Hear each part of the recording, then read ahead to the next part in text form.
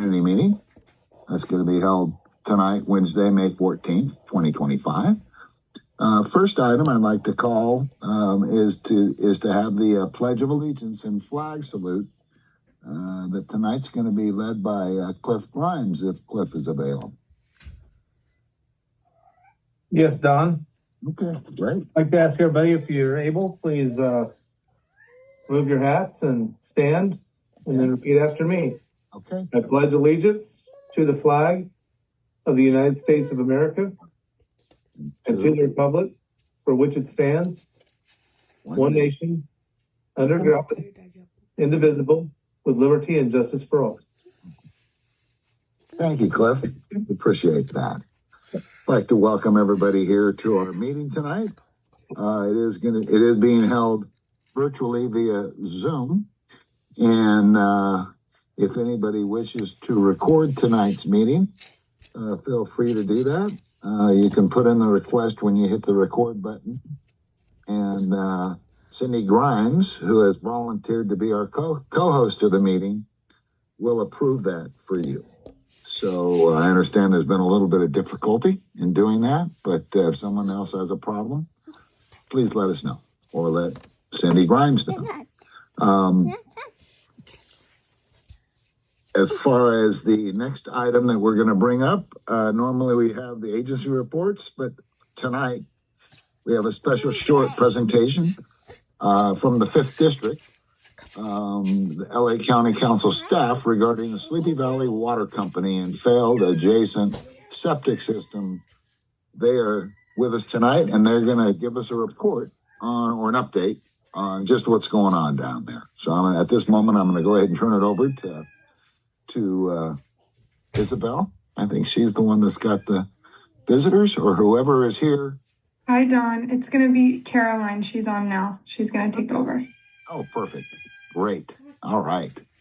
Good evening, everyone. First of all, thank you for accommodating my schedule. I really appreciate that. Meeting after meetings tonight, so I really appreciate the accommodation of this committee. Having said that, I do have a report. With the assistance of the Los Angeles County Sheriff's Department, the county executed an inspection warrant on April 22nd at the subject property.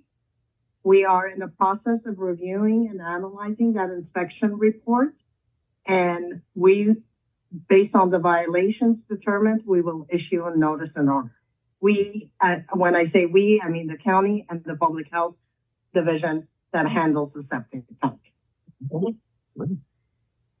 That is my report for tonight. I'm here. I could stay on for a few minutes if anyone has any questions, but I'll be also happy to attend next month with some details. And I will probably ask public health to come join me if there's any technical questions that could be answered by the public health division. Yeah, I think that would be a good idea for next month. I'm glad that the inspection has been done, and then next month maybe with findings and future actions would be great. Of course, I'll make a note of that, and of course Isabel will keep me updated with any time changes for the meeting. Thank you, everyone, and have a great evening. Thank you, Caroline. Thank you for taking the time to be here with us. Look forward to next. Good night. Yeah. At this moment, we've got the agency reports, and the first report up is going to be Los Angeles County Sheriff report given by our resident Deputy Martinez, if you're here with us tonight. I am, Don. How are you guys? Great. All right, so starting off with a lot of good news. So we still have just one Part 1 crime for the entire year. So we had 0 in April. And we had 1 property crime in April, bringing our total to 4. We had 1 auto theft, which is a 16% crime rate reduction from this time last year. Also, I got some good news for you guys. You guys remember the arson that we had over at La Chene? Yes. We finally were able to track him down and arrest him a couple weeks ago. And he confessed the whole thing. So that's good. Oh, perfect. That's good. Great. All right. So anything else to report? No, that's about it. Okay. Anybody have any questions for Officer Martinez? If not, thank you very much for attending tonight. If any questions come up, they can leave them in the little chat box there for you. Yep. Thank you very much. And it looks like we have a little note here. Please click the more icon and request. Okay. All right. So we're going to leave it at that. Next up, we have the California Highway Patrol report given by Officer Delgado. Alan's here. Alan's here tonight. Delgado's in Green Valley right I now. wondered who was here. Okay, great. Let's hear the report. I apologize if I sound a little slurred. I just got out of the dental chair, so You sound good. okay, I'll make it quick. So traffic crashes for the month in the B200 area. There's a property damage hit and run and a felony hit and run, which is a hit and run with injury. Total of 3. And then on Sierra Highway, we had 2 property damage crashes, 4 injury, 2 hit and run injury crashes. Nothing on Soledad, nothing on Sand Canyon or Little Tahunga. 204, which is Bouquet Canyon, had 1 property damage crash, 1 injury crash. Nothing on Agua Dulce Canyon or Escondido. Freeway on the northbound side had 15 crashes total, 7 being injury and 6 property damage and a hit and run. And the southbound side had 11 total crashes, 3 property damage, 5 injury, and 3 hit and run. Traffic site, amongst the crashes, there was 1 DUI crash on Sierra Highway and Thomas Road. I was told it was a minor injury, if injury at all, just complaint of pain. Traffic crash or citations were down this month. I was out of town along with my partner. We were in SAC for a training class, so we weren't able to make it out there as much. But B200 had 3, Sierra Highway only had 5, Soledad and Sand Canyon had 0 each. Bouquet had 5 citations and 1 on Agua Dulce Canyon. Freeway being on the northbound side 89 and 87 on the southbound side. Okay, so for arrests, the B200, we had 2 DUI arrests, one of them being that crash I mentioned. None on Sierra Highway. 202 is Soledad Canyon was a felony hit and run with an arrest. DUI on Sand Canyon, nothing on Agua Dulce Canyon or Bouquet. And on the freeway, there was 5 DUI arrests, a stolen vehicle arrest, and 1 felony no-bail warrant arrest. On the southbound side, 2 DUI arrests, felony warrant arrest, and 3 other arrests. That was it for April. I know it's not covered in this thing, but last Tuesday I was able to actually make it back out. I was back from SAC. I was out there with my partners. We actually made an afternoon run this time, and within minutes of being there, we observed a reckless driver near Davenport. He was passing the wrong way, but it took us till Pepper Tree to catch him. He was going well over 100 passing. We were able to finally catch up to him closer to Juniper Valley, and based on his driving, he was arrested and booked at Santa Cruz Station. And on top of that, we went through the warrant process to have a judge impound his car for 30 days, which is what we're allowed to do by law. Wow. But that was last Tuesday. So. Okay, great. Wonderful. So you're back on full staff then, it sounds like. I'm back as it's the 5th month of the year. I've been to the academy 5 times. I'm hoping I get a break and I can just sit around here and do my job. It's been everything. All of our training is done in Sacramento. That way they have control of it and what goes out to the area offices.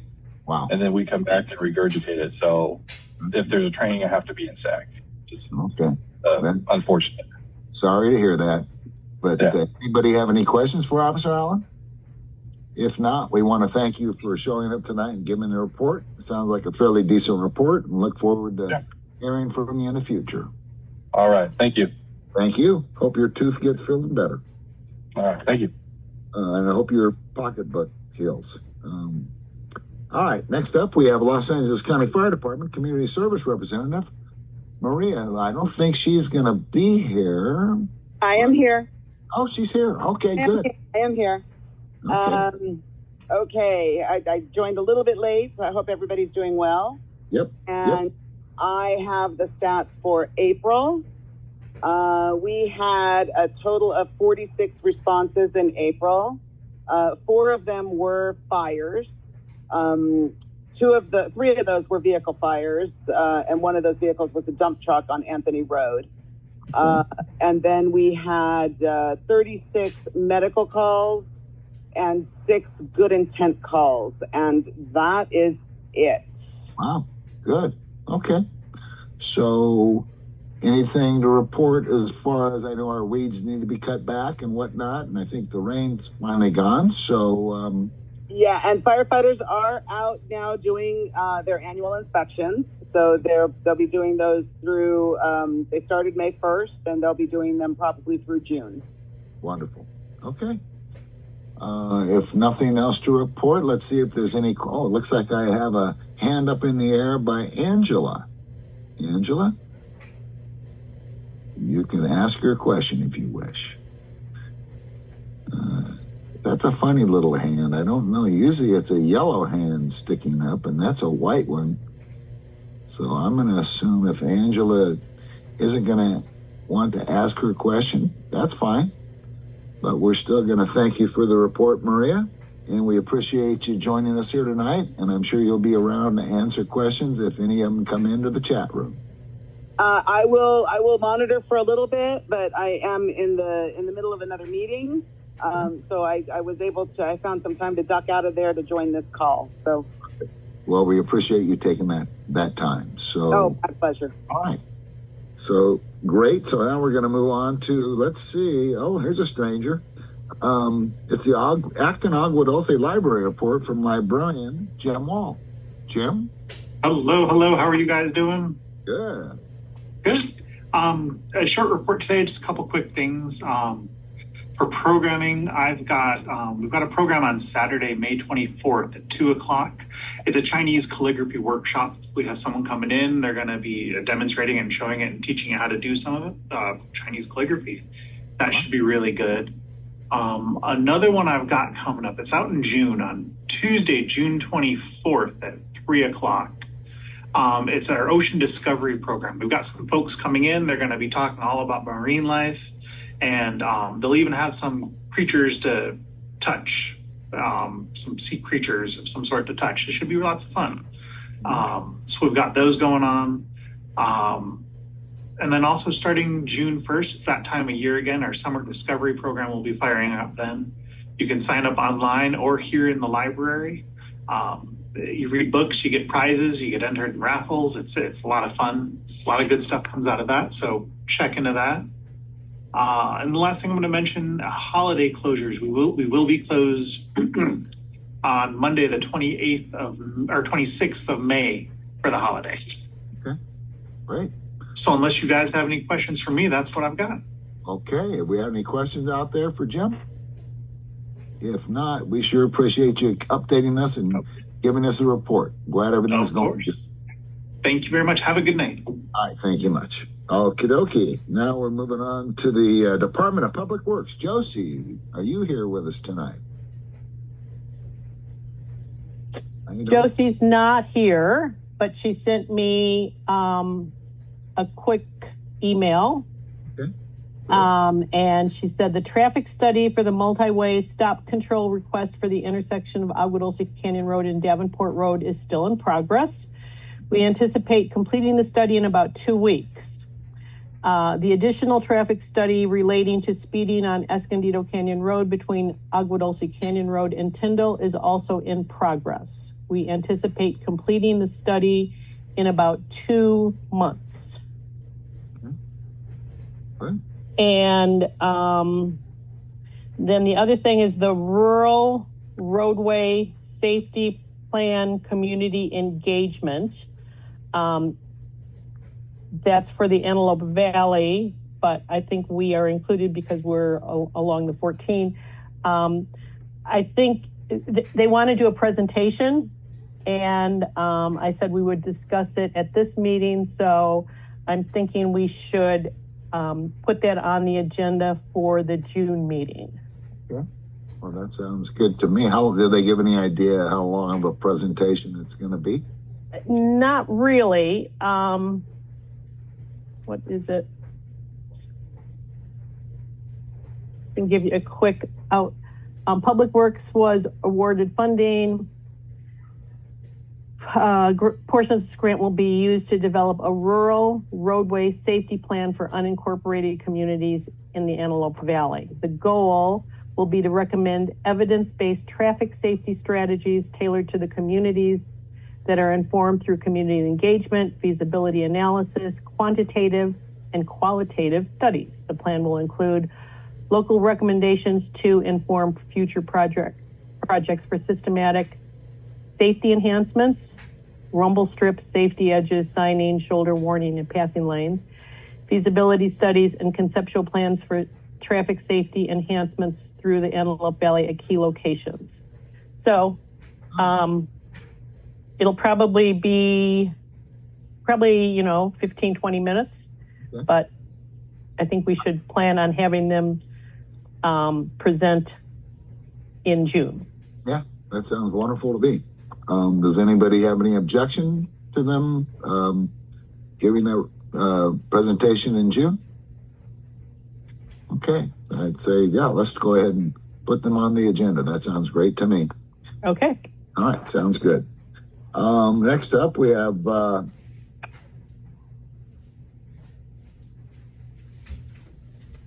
Los Angeles County Parks, Vasquez Rocks. Parks Superintendent Sarah Brewer is going to give the report for tonight. So, Sarah, hope everything's going good with you, and we're ready for that report. Hi, everybody. Hope you guys are doing well also. It's beautiful weather out. I'm glad the heat wave is over. Let me start at my list here. So we did have to postpone Day at the Rocks, our big annual event. The weather was crazy that day. We had hail and really heavy rain for a while, which, and just cold temps. So it was a good call to reschedule it. We're actually hoping to maybe combine it with our Indigenous Peoples Day celebration with the Fernandino, Tatavi, and Banda Mission Indians. So if so, that would be possibly the weekend of October 11th, 12th, or 13th, that weekend in there. And then we did start our fireside nights, which is really fun. We had our first one, Mother's Day, a celebration of mothers, this last Sunday, and it was really fun. We had over 100 people, brought out some animals, had s'mores. It was really fun. Lots of families with little tiny kids, so it was a blast for us. Right. And coming up this weekend, we have our new event, first time we've ever had it. So we're hoping everything goes really smooth and it can become kind of a cool yearly thing. It's this weekend, Saturday, from 11 a.m. to 2 p.m. And it's basically, we're having people come out. It's free for all ages. We're having people come out to join us in exploring the fascinating histories of travel and transportation in the Vasquez Rocks and Agua Dulce areas. Guests will be able to walk through time, beginning the story with indigenous footpaths and trade routes through stage travel, railroads, highways, and beyond. All guests are welcome, fun for the whole family, and we will have local food trucks with for lunch available for purchase. Otherwise, everything else is free. Perfect. Okay. And then I don't know, you have on here for the tunnel graffiti follow-up. I haven't talked to Hugo from Caltrans. Is he on?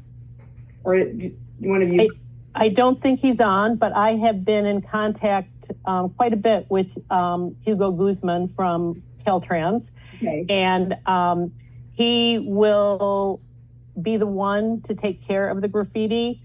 The problem that he was running into was trying to figure out how to put it in the system, because the tunnel, even though he knows that the tunnel is there and the tunnel's Caltrans, he couldn't find it to check the box to make it work. So I'm still in contact with him, and he's on it. Awesome. Good.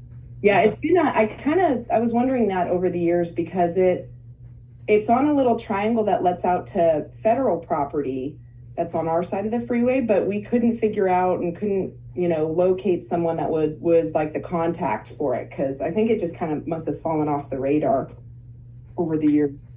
Well, Hugo has clearly said he's the man who will get it done. Yes, we'll throw him a party. I'm so excited. Wonderful. Now, I know, Sarah, you had indicated that, because I told him, I said, access to it is going to be a hike. Thank you. Yeah, So can you possibly work with him on it, once he says he's got a plan for it? Can you work with him and possibly help get him to that location? Yeah, that would be amazing. And I know at some point you had talked about having your staff help with painting over the graffiti, but you needed to have it, I'm not sure if it was insurance reasons or. Yeah, just because it's off property. So we would just have to run it through the, the proper channels, and we may have, there may be PCT volunteers that can help with it also. Because then they're already, in the PCT system and it's a PCT easement, but I definitely don't mind checking. So we can check with our planning and development folks and see if my staff can help. Okay, so once I get a little bit more information from Hugo, I'll be in contact with you, or he'll be in contact with you. How about that? Perfect, thank you. Wonderful. Good. Okay. All right. And the next item I see, let's see, under Vasquez Rocks, I see horse grooming policy. Is that a topic that's going to be talked about, or what's the latest on that? I don't know. It was on the agenda, so I mean, we could talk about it if you guys want. I didn't have anything like particular to discuss about it, but if anybody has questions or anything. Okay. All right. Well, I think we'll... Excuse me, can you hear me? Karen Dagnan? Yes, we can hear you. Okay, great. This is my first time actually, with this, so. It's working great. Good. Yeah, it's come to our attention that, Sarah, you went up to one of our crowd members and stated that they couldn't groom their horse there at Vasquez Rocks because horsehair is not indigenous to that area. What was that about? Yeah, so by grooming horsehair, everything falls under the same couple of areas. So there's a county code. It's section 17.04.500. So 1704 is like the parks and recreation uses. So those are the codes that say things like, staying on trail, keeping your dog on a leash 6 feet or less, those kind of basic ones. So that would fall under the rubbish disposal code that notes that refuse must be placed into garbage cans or other designated receptacles. And additionally, it's just considered common etiquette by other agencies like state parks, Forest Service, National Park Service, who all encourage, park and trail users to follow leave no trace principles. So all their information too is available on the website for Leave No Trace is just lnt.org. And then we're always happy to help answer any questions that anybody has. Well, if you remember, I called you about 2 weeks ago and I asked if you would please send me over the written rules, all of them, for the park so that we're all on the same page, and I have yet to receive them. You said you were working on them. What do you mean by working on them? Are you changing them in any way? Are you updating them? No, so the policies are standing there what they have been. Just when we create new signage or graphics, we just have to work through our sign shop and make sure everything's, approved and anything like that.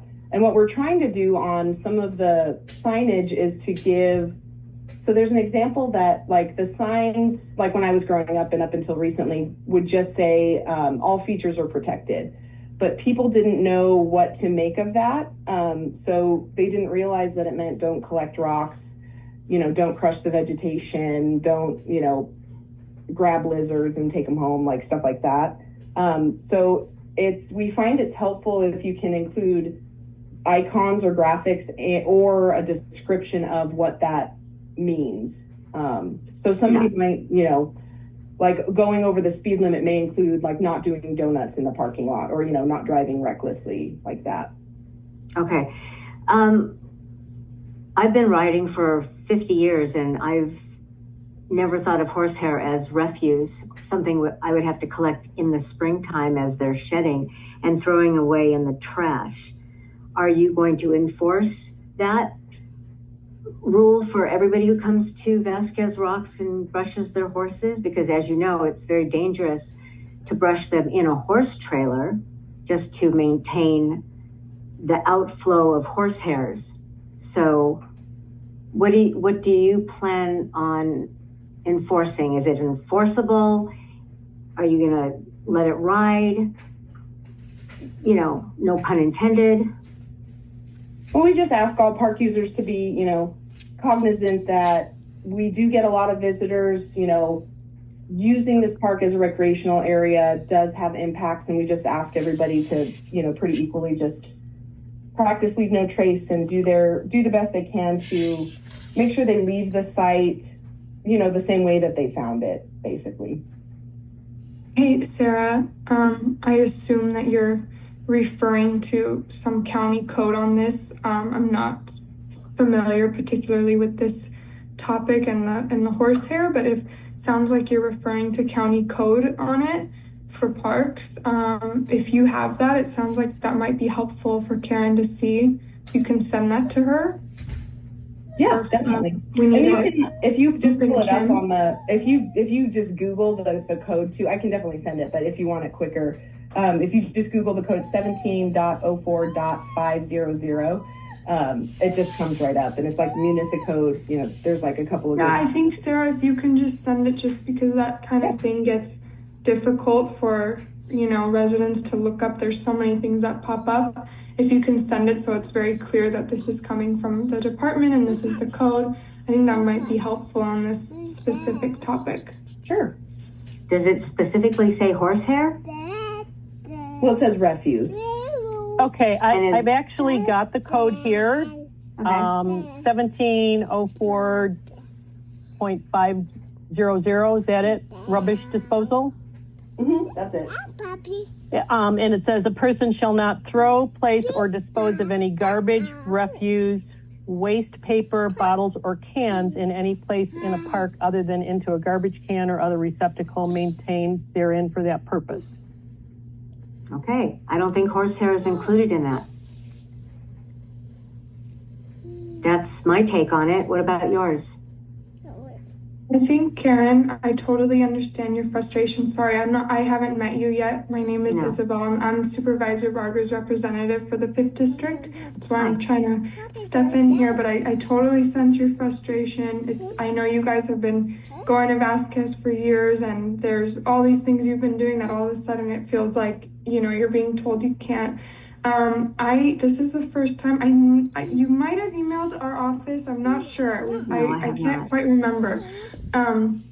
But I haven't had this specific topic come up with Vasquez quite yet, so I'm not familiar with it right now, but we can definitely look into it further. I know that hearing a general term like that in the code is unclear and feels like it's not definitive, so maybe we can talk about it offline, and then Sarah, we can loop in Kim on this and further clarify what's going on. Hey, Sarah, it's Deputy Martinez. Let me just bounce something off of you real quick. So basically the horsehair, because it's not indigenous, the local indigenous birds use that as nesting, and then it affects them in some way. From that, I'm guessing that's the reasoning behind it, right? Yeah, part of it, and it's just a foreign material that collects in the parking areas and stuff, and against the signage. So how we would enforce that, if I'm going to give you a citation for it, Sarah calls me up and I go contact you, and then you refuse on it. It's not natural to the park as is. It would fall under the code, and then you'd be issued that citation. Okay. All right. So a person can actually be cited for brushing their horse. Is that what you're saying? It's a catch-all, right? I mean, technically, it's like, you know, for the litter and all that other stuff. But yes, it sounds like it's well written. It's written in a way that is a catch-all. Okay. And there is some codes out there that they're just catch-alls. Okay. So if the horses aren't naturally there, then there you go. Well, Yeah, they've been there for many, many years. But yeah. anyway. I don't know. I think we can. It's been all night. We can just, yeah. I I don't want anybody in my group or anybody cited or even looked at funny for brushing their horses at Vasquez Rock. So I just wanted to bring that up, and also that I would like the rules of the park so that I can inform my group what they are, so everybody knows the rules, we're all on the same page, and there's clarity of what you can and cannot do, like cleaning up our horse waste. You know, that's absolutely, you know, a great rule. But I would like Karen, a list of the rules. I'm gonna put my email in the chat. If you can email me tomorrow or whenever you want, sometime next week. Okay. We can connect on this with Sarah, and maybe there's some other things you'd like to discuss related to this, and we can clarify some things for you. This the park is for the community, so we don't want anyone to feel like, you know, you're going there and, you know, all of a sudden you have all these new rules or anything. You know, there's of course with the county there are always rules that, you know, get implemented, and sometimes, unfortunately, due to understaffing, sometimes things go years without being addressed, and it happens. I'm not saying that none of these rules are accurate, but I want to clarify for you, so we'll do that, and I'll connect with Sarah. So I'll put my email in the chat, okay? That sounds great. Thank you very much. You're welcome. Thank you, Karen. Thank you, Isabel, and thank you, Sarah. Now we're going to move on to the 5th District Report. It's going to be coming from Stephanie English or her representative, Isabel, which I know Isabel. It's going to be me, Don. Thank you. Just a couple quick things for you guys. The board has been super busy. As I've mentioned, we're in our budgeting process, and the recommended 47.9 billion recommended budget was approved. I think that was last month. And we have a $1.3 billion decrease from last year's budget, and that's due to a bunch of different budget pressures, such as state budget uncertainty, federal cuts, AB 218 settlements, labor costs. You know, the wildfires that occurred in January really affect the budget as well. So a bunch of different things are affecting our budget for this year. Last week we had our first public budget hearing, and a few different major department heads came and discussed with the board some major topics. The assessor's office was there, public works was there, public health, some of those big departments were there. And I will continue to update you guys on the recommended budget. The next budget deliberations are June 23rd, so I'll continue to update you guys as we go throughout the year until the final budget is approved in September. Additionally, yesterday we had a few things approved at the board meeting. The board unanimously voted to approve a motion by Supervisor Barger in support of Assembly Bill 476, which is legislation aimed at curbing the rising threat of copper and metal across California. It's probably something you guys have heard about over the years, and it's just gone up over the last few years, and especially with all the construction going on in the fire areas now in LA County with the Palisades and Eaton, you know, all that construction, it's led to even more copper and metal theft.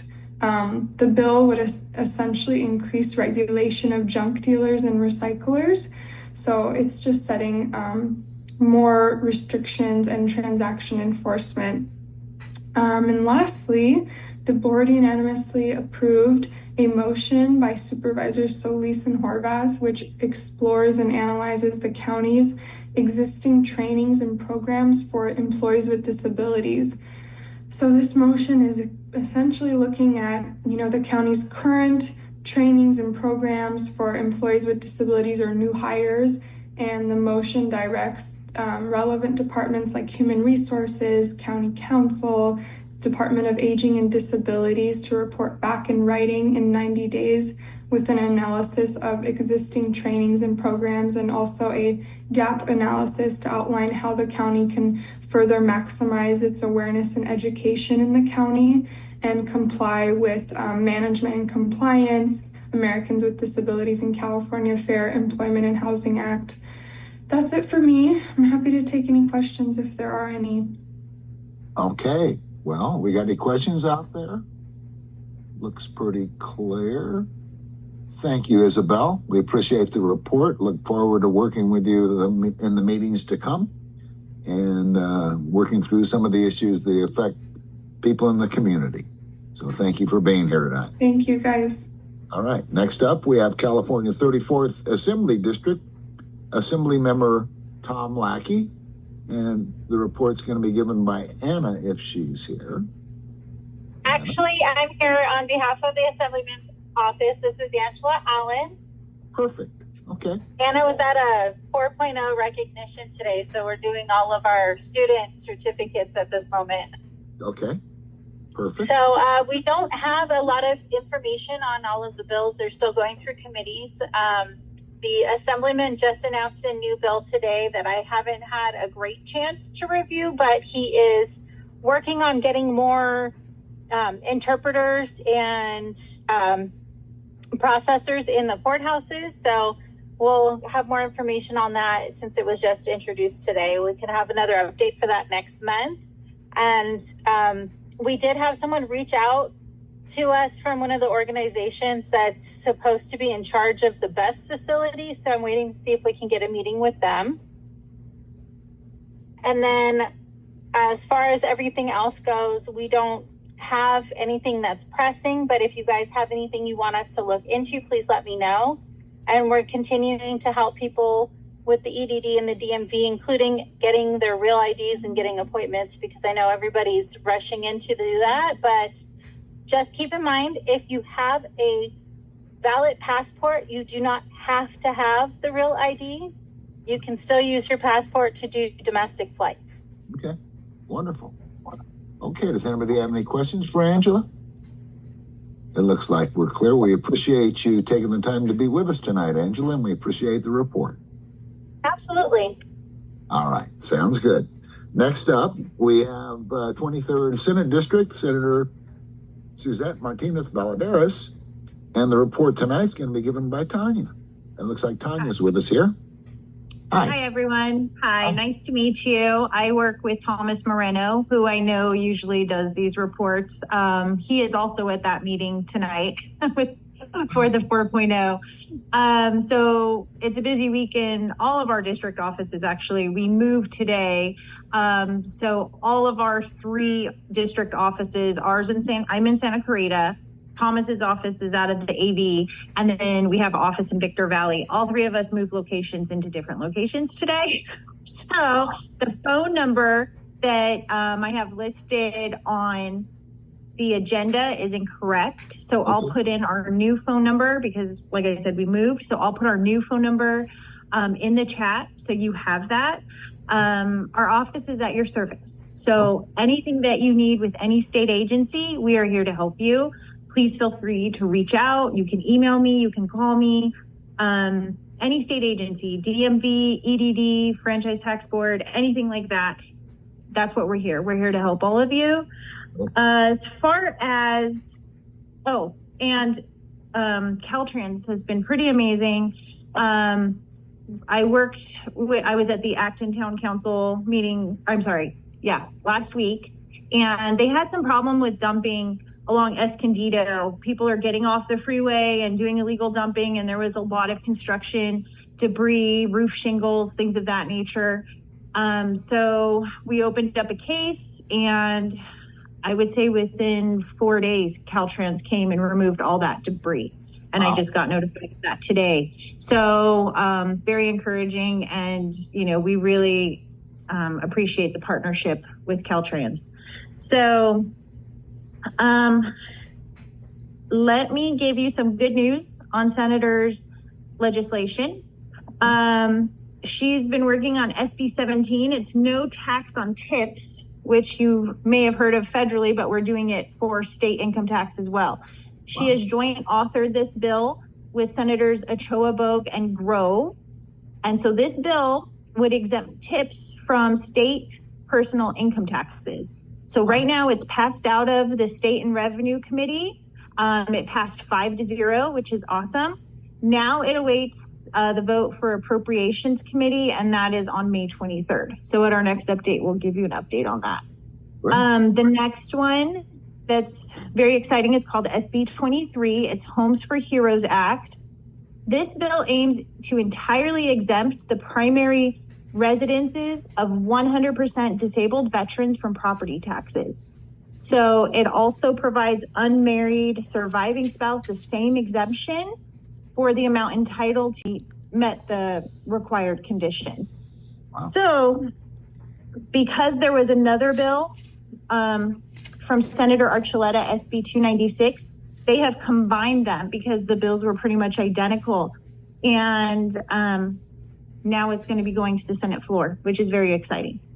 The last one that really would, I think, affect the Agua Dulce and Acton areas is Bill 252, and that's the undergrounding of power lines. And what that is, it would help speed up utility line undergrounding projects by exempting them from the California Environmental Quality Act, or otherwise known as CEQA. So it basically just kind of speeds up the regulation to get those power lines underground to kind of alleviate all the PSPS issues that have been happening, especially during fire season. The senator has decided to make this a 2-year bill. So it's not going to go into committees until January of 2026.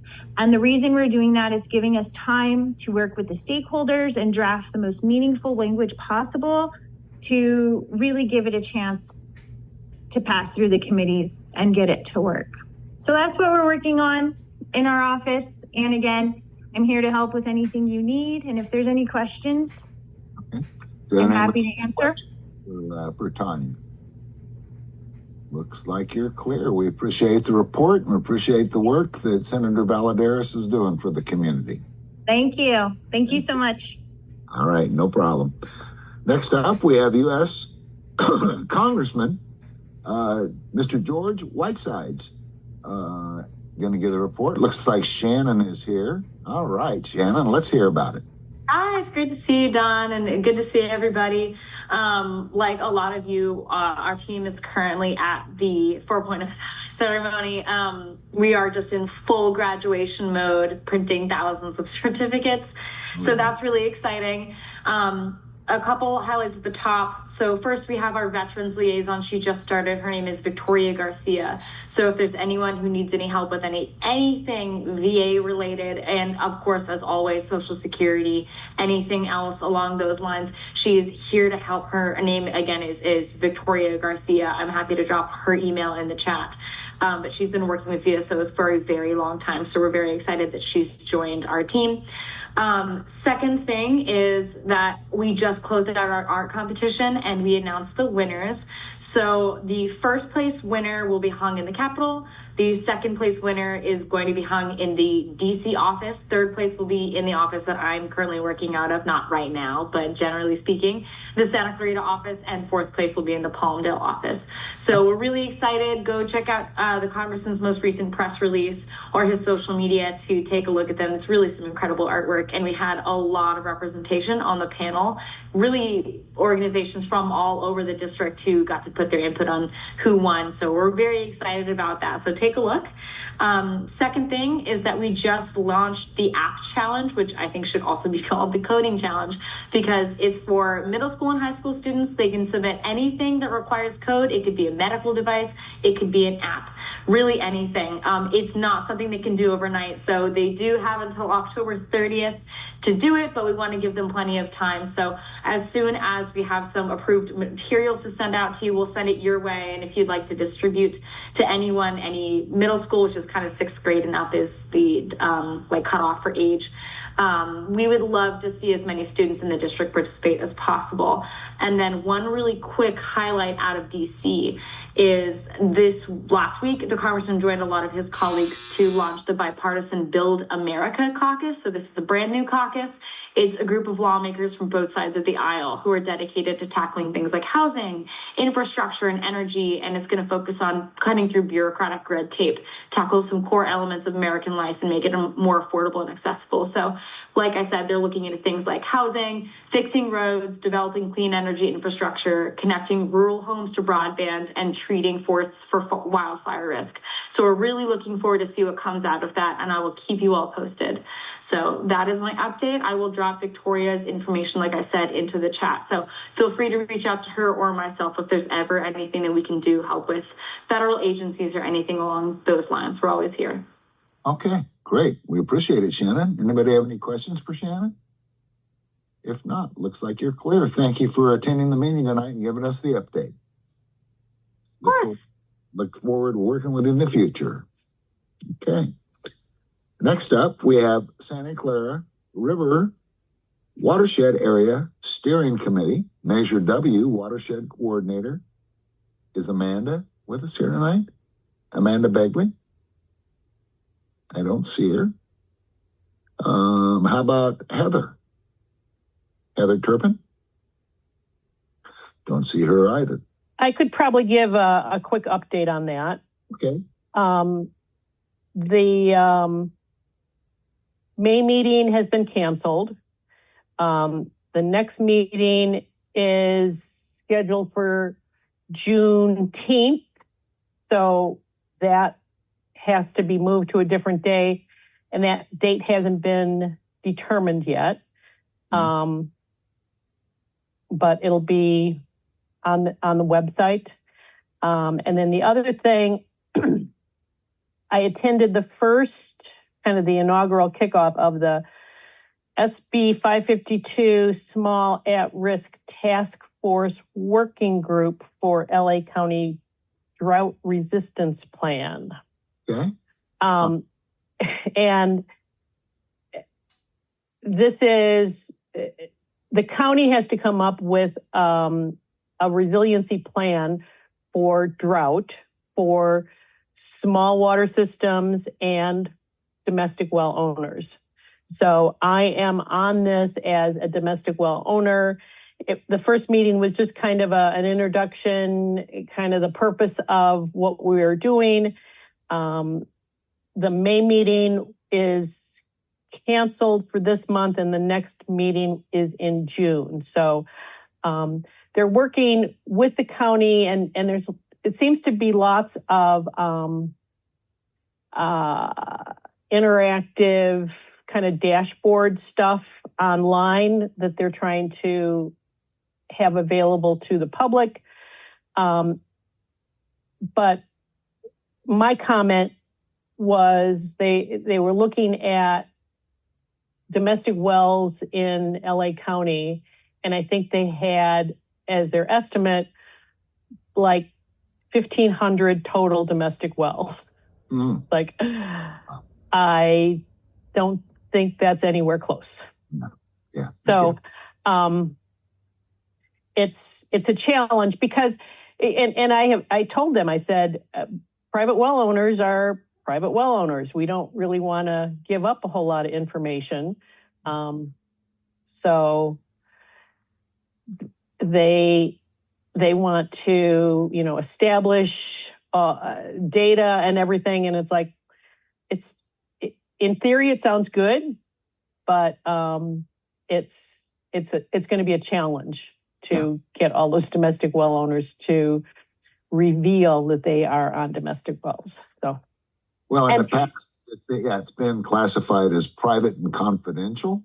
Oh. And the state changed the wording of that to where it is open to the public as far as the well drillers' completion reports.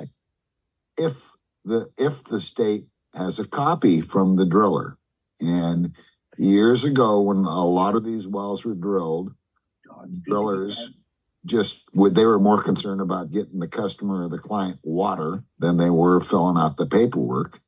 and they were more suited for operating the drilling equipment than they were operating a pen or a pencil to fill out the form. So a lot of these forms either did not get turned in or got turned in, 2 years after the well was drilled.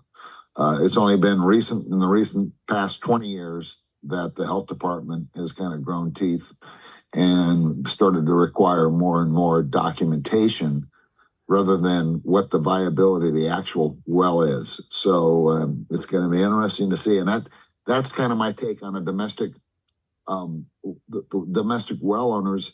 They kind of like to keep that information to themselves. So I don't know how much information they're going to just let out in the open without knowing exactly how it's going to be used. Right. And that's the big concern. I think it's the trust factor has to be built up before the openness and the transparency takes place. But we'll see how it goes. It sounds like it's something that's worthy and may work out to our benefit. And we appreciate you attending the meeting there, Mary. Okay. So that being the case, look at this. Now we're off to waste management report. The moment everybody's been waiting for. Quincy, the floor is open to you, and we're here to listen to whatever you have to tell us. Thank you. Can everybody hear me? Yes, you're loud and clear. Okay, awesome. So I just wanted to go over first the Public Works road yards, the Little Rock and Lake LA road yards. They will be having free disposal days from 8 to 1 p.m. So we are providing roll-offs for those. So they're doing that up until the bins are full. So 8 to 1 or up until the bins are full. And Chuck said he would be out. Chuck Boswick said he would be there providing vouchers as well after they're full. Okay. And then I just what was the date on that, Quincy? May 17th, Saturday. Oh, this Saturday. Okay. 17th. Okay. Good enough. Keep going. And then I just wanted to give you a quick shout out, Dawn. I talked to your wife about the concern you guys were having about the dumpster and got that all squared away. So I just wanted to let you know. Oh, that's wonderful. Well, great. So your phone number does work. Yes, it does. That's wonderful. I appreciate you staying on top of it. And that's all that I have. Okay, wonderful. Anybody have any questions for Quincy? All right. Well, then we're going to let her go. And we appreciate you attending here tonight and look forward to working with you in the future. Thank you. And then I'll leave my information in the chat as well. Wonderful. Sounds good. Next up, we have the presentations and discussions portion of our particular meeting tonight. And it looks like we don't have a whole lot. So we're going to skip over that and go right straight to old business, which is the PSPS from Southern California Edison. And letters to the California Public Utilities Commission, they were approved April 12th, 2025. And we are working with, want to remind everybody that we are working with Acton Town Council and the City of Santa Clarita and the Acton Agua Dulce Unified School District in this matter. Okay, so anybody have any comments or anything to add to that? If not, we're going to move on to RTG Investments, the Agua Dulce Residential Project, also known as TT 50385. Chris is not with us here tonight, and he's the one that's kind of spearheading the reports. He's not here. Does anybody have a general update regarding the RTG or anything to report at this time? If not, we're going to move it right on to the Community Action Group, which is Save Rural Agua Dulce, also known as Agua Dulce AD Neighbors 2021 at Gmail. So is anybody here? I think Marcy, I don't see Marcy's, so she's not here either. Okay, great. I didn't even know, I'm sorry, Dawn, Karen here. I didn't even know there was a group like that. Oh, yeah. Yeah, you can find them. If you look at our particular agenda, it's item 17, old business, and their email address is right there under RTG Investments. So feel free to give them send them an email, have them answer back. They can probably give an update. Okay. Great, thank you. Welcome. Okay, All right. good night all.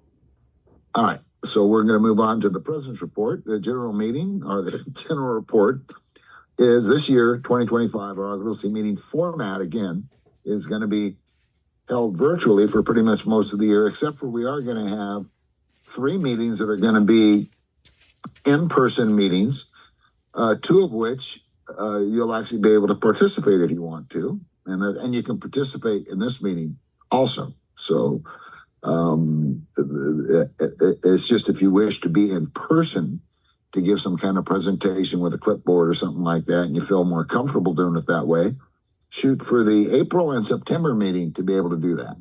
And we'd be glad to make accommodation for you at that time. And when we do have the in-person meetings, they will be held at the Women's Club, which is at 33201 Agua Dulce Canyon Road. Incoming correspondence for action, we don't have any. Public hearing, community meetings, workshops. Does anybody have a report back on the AV Illegal Dumping Task Force meeting, which was held May 13th? It was virtual. Yeah, Don, I briefly talked about it in the administrative meeting. This is a big problem out in the Antelope Valley where waste companies are dumping what they are saying is organic waste onto vacant land and then covering it up with mulch. But neighbors and residents in the area are saying that it is not organic waste, and they have tried to turn in the waste haulers to be enforced, and the waste haulers say, oh, that's not us, we're not doing anything like that. And Cal Recycle is the agency in charge of the organic waste, and they came up with some emergency procedures and orders that have got much more stringent guidelines on what can be included as organic waste. But the problem is going to be enforcement, because at this meeting, and it was a meeting of the Antelope Valley Illegal Dumping Task Force. So there's possibilities it could be enforced by sheriff. It could be enforced by LA City if it is a city trash collector. It could be enforced by the health department, LA County Health Department, or it could be enforced by regional planning, zoning enforcement. So nobody was really able to answer how it was going to be enforced. So even though they've got these orders out there, I still think that there's going to be a lot of illegal dumping going on, but it hasn't fixed the problem, is what I'm saying. But it appears as if they're trying to put some more parameters onto organic waste. And like we'd said earlier, the landfills and the trash companies have to reduce the amount of organic waste going into a landfill. So they're trying to come up with, and this is a perfect example of the state putting in policy, regulations, laws, without looking at the bigger picture on how it's going to be done. So unfortunately, the Antelope Valley is getting the brunt of a lot of this stuff. The sad part is there's an area on the 138 out by 4 Points, or 3 Points, I'm not sure, or 5 Points, yeah, whatever, the Points area out by Neenok area. And one of these dumping areas is next to a well that serves over 100 people. Wow. And they're concerned about what's leaching into the groundwater, which is that's frightening. When I think of how precious all of our groundwater is, if there was somebody dumping trash, which is basically what it is. It's not organic waste. Dumping trash, it's going to affect all of our groundwater. So Big deal. It's too bad, but I guess they're working on trying to come up with a solution. Okay.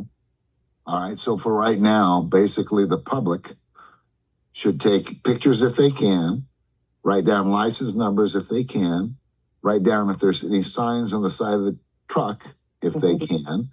In fact, all trucks over 3/4 of a ton that are used for commercial use, which they're all considered commercial vehicles, are required to have CA numbers, California numbers, CA numbers on the side that are legible 100 feet away from the truck. Okay. So they should have CA numbers, and the CA numbers allow you to track down who the owner of that particular vehicle is, which it seems to me, they're probably, or they possibly might not be legitimate companies, and they're giving someone a bargain to haul away their rubbish and then going out to Lancaster and just spreading it on the ground. So if anybody sees it personally take place, definitely gather whatever information you can, but those CA numbers are critical. And it's something where you are able to track down who the particular business is registered to.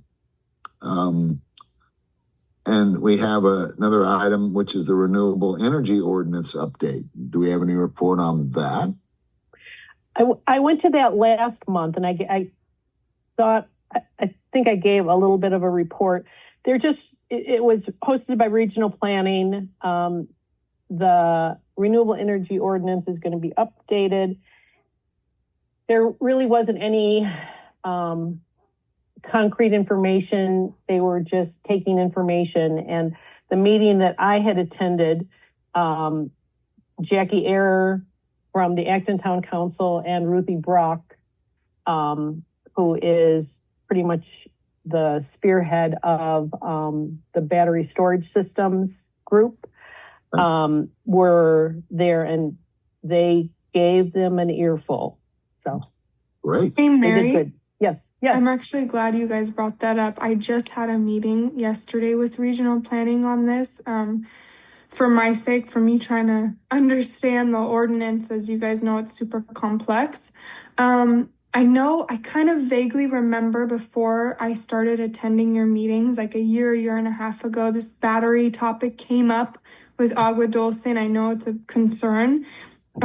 Please let me know what your concerns are, as right now they're still in the process of creating the ordinance. And from what they told me yesterday is that their draft ordinance is going to be coming out around August of this year. You guys know with the county, sometimes things move slow, so that might be delayed, but they are expecting around August. So this time right now is important for public feedback. They had a meeting last night after I met with them, another community meeting. I'm not sure how that went. It's funny, I did actually ask them when I met with them yesterday in their first meeting if anyone from Santa Clarita was on, and they said they didn't think so. So maybe they did a bad job with note taking because they didn't tell me that. But the next meeting is in June, and I'm pretty sure that's the last meeting, and it's supposed to have a focus on the battery energy storage systems. It's on June 17th. I'm sure they'll email you guys. I'm assuming, Mary, you got an email for the first one. So I'm sure they'll email you guys, but once I get a link, I can send it to you guys too. It's important if you guys have community members that have concerns or anything that they want to share, or they're, that's very important to them regarding the ordinance, that they join and communicate that with regional planning and our office so that we can communicate it to the department on your behalf. Great. Yeah, that would be great. Because really the battery storage system those are really important and not so much because we think that they're going to be put here, but in Acton is ripe for having them be put over there. So, yeah. When they showed me their map yesterday, and I trust that it's current, there's 2 currently in Santa Clarita and unincorporated areas, and they're on the other side of the valley. It looks like they're one maybe between Stevenson Ranch and Castaic, and then one looks to be in Castaic, or maybe they're both in Castaic, but they're on that side. I didn't see anything around you guys, but of course those are current projects, so I'm not sure what's in store, but we can connect more offline about this, Mary, so I can understand what your concerns are, but definitely tell the community about that June 17th meeting so that as many of you guys can, if you guys join, that's very helpful. And Mary, Isabel, you might want to touch bases with Chuck. Acton Town Council has a whole dedicated section, just like you guys have with RGG, with the best systems and stuff, and it's pretty well documented, and she keeps really good notes and stuff. So if you touch base with them, it's going to be the exact same concerns that Acton has as Awadulce has.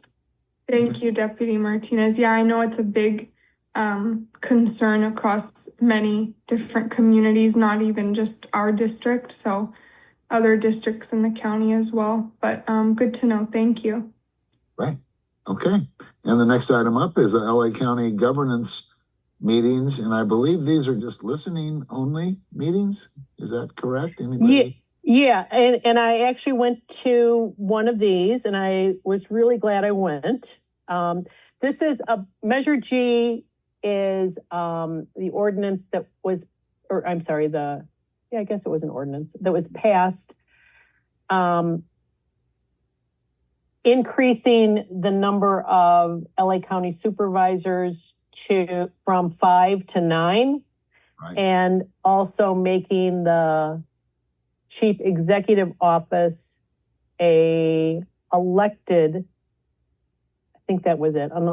position as opposed to being appointed. The listening session I went to was really very, very small. There was probably less than 10 of us, and it seemed like there was more facilitators from the consulting company than there were participants, but it was good because what they were looking for was what within the county works for you and what doesn't really work for you. And they went through each of the different departments, and my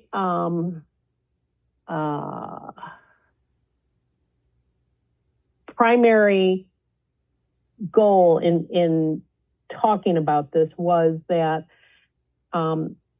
how important the 5th district is with Supervisor Barger. It was back to Supervisor Antonovich, establishing the town council concept, so that small communities have got a direct line of communication to the supervisor's office. And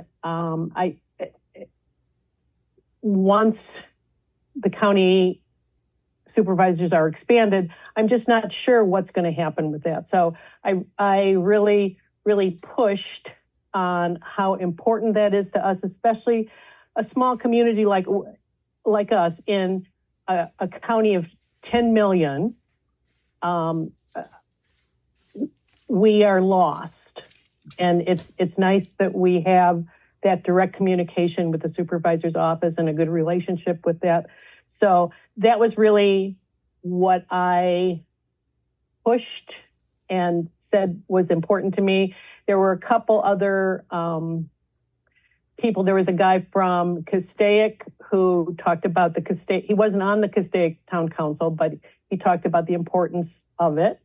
And he had gone to many of the meetings. And then there was another gal who, I think she worked for the county, but lived in Santa Clarita, and her boyfriend lived in Agua Dulce. So she understood the importance of the voice of having that direct communication. So don't know how far it'll go down the road, but we got that point across to the consultants who were doing the program. Great. So, Mary, can I just, sorry, Dawn, I keep interrupting, but the important county things are coming up. You totally got it right, Mary. It's the additional 4 supervisors and the elected chief executive office that's going to be coming in the future. And then, of course, a redistricting is going to come along with that, which will, of course, come first before the supervisors to figure out, where everyone's going to be. I've touched on this. This was the measure that passed on the November ballot. And I mentioned as well, just so you guys, I refresh your memory, Supervisor Barger actually voted against it just because she's very much in favor of, smaller government. So this, wasn't necessarily something she supported, but the people passed it. It's super complex. It's one of those things that is going to take so long. It could even be that it takes longer than their current timelines that they've set. As you guys know, with county things, that's kind of how it goes a lot of the time. But I will continue to update you guys on anything major. The last thing that happened was the governance reform task force being formed with 13 members. And then, Mary, it seemed like you joined one of their first meetings, which is great. It's great that you're giving feedback. But I will continue to update you guys with anything major. But there's probably not going to be anything super big for a few years, to be honest with you. Nothing super major is going to come up for quite some time. But yeah, that's it. Thanks for attending, Mary. Yeah, and the redistricting, like you said, is going to be the first move, because that will determine how the 9 supervisors will be distributed around. And that's not going to happen until 2030, which is the time when they do the new census. And when they do the census, that's when they also do the redistricting. Okay. So I think it was 2030, and then initially they were looking to implement this in maybe 2032. Does that sound right, Isabel? I think their first timeline they have set up is 2026 to begin the redistricting. And then the way they have it is it's supposed to be kind of phased in with 2 supervisors added, that's right. I believe. And then I think 2 years later, they add another 2. I have to look back because it's super complex. But I believe let me see, I'm trying to look back at my notes here. I know they have milestones. So 2026 is, I think, when the redistricting is supposed to happen. And then 2028 will be the first set of the new supervisors, which like I said, I believe it's 2. And then I want to say it's going to be either 2030 or 2032, like you said, Mary. And then one of those timelines, they're also adding in the elected chief executive office. So It'll be phased in over 4 or 5 years. Okay. Not going to happen in the next year or 2, it sounds like. Okay. No. All right. Anything else to report on that? I think we pretty much covered everything. Incoming correspondence for notice. Regional planning had quite a few plans filed this last month. Most of them don't really pertain to the general public, but we had someone wanted some Tesla batteries and solar. Another addition of a master bathroom. I'm sure that concerns everybody. We had on Agua Dulce Canyon additional 10 new dog kennel buildings with attached enclosed yards, if anybody's concerned about that. We had a couple subdivisions, which good luck with that. Let's see. And I think there was just one thing.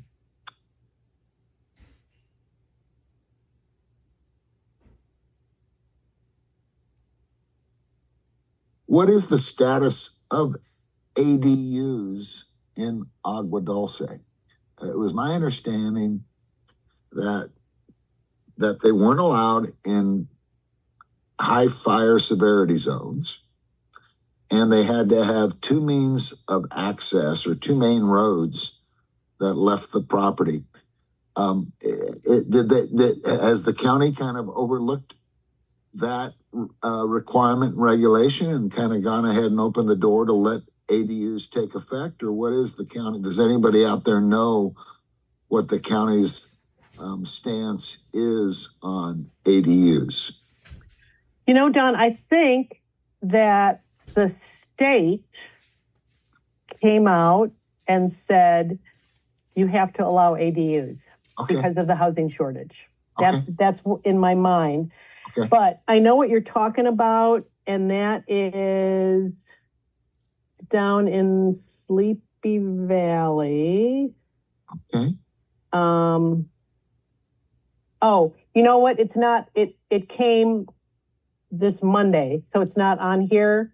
Yeah. But I know what you're talking about. It was the illegal trucking spot down in Sleepy Valley, who was trying to convert some storage sheds to ADUs. Right. And if they allow that. Well, I'm just wondering, because I have people call me at my business quite frequently wanting to know about the ADU. And I usually direct them to the county website to see what information they can dig up there. But I notice here it's like Escondido, lots split for 2 or 3 ADUs, and then in parentheses is void, which means it sounds like they probably got started in the process and then found out there's no way they're going to be able to comply. Yeah, I put that void in there because that was what it showed on the form. Okay. So as much as they wanted to, not going to happen. I think that's probably what it is. But that brings Dawn, if you have any specific inquiries on that, email me. Off the top of my head, I'm not sure exactly where that goes. It sounds like it might be a little bit of fire jurisdiction, and then maybe regional planning, or maybe even public works. So I'd have to look into it. But if you have anything specific you want me to look into, just email me. Sounds good. We appreciate that. That brings us to item number 19 on our agenda, which is the open forum. And at this time, anybody who has something they wish to share with the community that's community oriented, that they can share in 3 minutes or less, we would like to give them that 3 minutes or less to share what they brought with them tonight. So I'm looking for hands. I don't see any hands up. So we're going to go on to item number 20, which is high-speed rail. Anybody have any update on the high-speed rail? I don't think we do. So without that report being given, we're going to go to the committee reports, which is Lorna with us here tonight. Do I see Lorna? I don't see Lorna.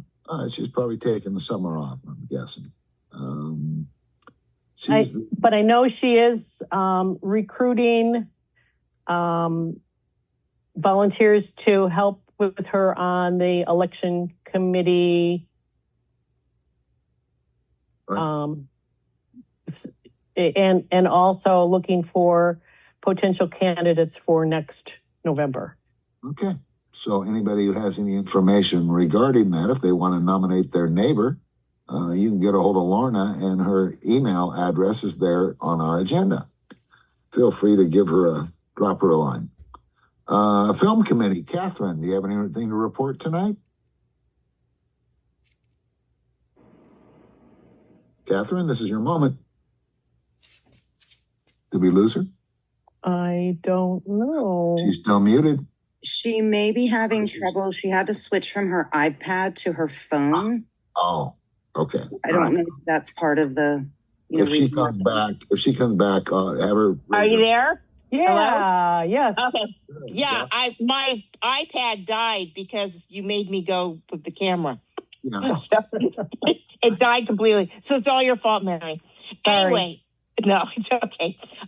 We had 2 productions out here last month, and then this Monday, I ran across a horse trailer. I went to go mail a letter, and it was parked right in front of the mailbox. Oh boy. And I saw the guy under the trailer, and I asked him if he was okay, if he was in trouble. He said, no, he was just checking on something. And they were doing a shoot at Vasquez Rocks. And it was 11 o'clock, and he said the permit didn't allow them to be in there till noon. And I was worried because it was 4 horses, black horses, in this trailer, a huge trailer. It was beautiful. And a cart. But I checked on the horses. The horses were fine. And fortunately, it wasn't that hot that day. But I looked online to see if I could find the location manager, anything. I called Film LA just to see if they could get in a little sooner so the horses could stretch their legs before they had to go to work, because there was only a 3-hour window for them. I couldn't get a hold of anybody. They did not send us a notification. Mary didn't get one as well. Wow. And so Film LA got back to me yesterday, which was a day late, and said, you should have called the office. And I said, it's just a recording. You can't get anybody. And that's why I called you. He told me that when they are shooting in a park, they usually don't send notification. Well, that's not true, because both Mary and I have seen Vasquez Rocks on there before. So it's just nice to know. I told them Agua Dulce just wants to know how many productions are going on each month. So I'm hoping they change that policy and tell us all of them. So that's what happened, and Mary said I should tell you. Perfect. So thank you for that report. Okay. If you got it all. All right. Fantastic. We appreciate that, Catherine. Keep us posted as to what someone. Yeah, I will. Okay. All right. Next up, we have Parks and Trails from Mary Johnson to report. Okay.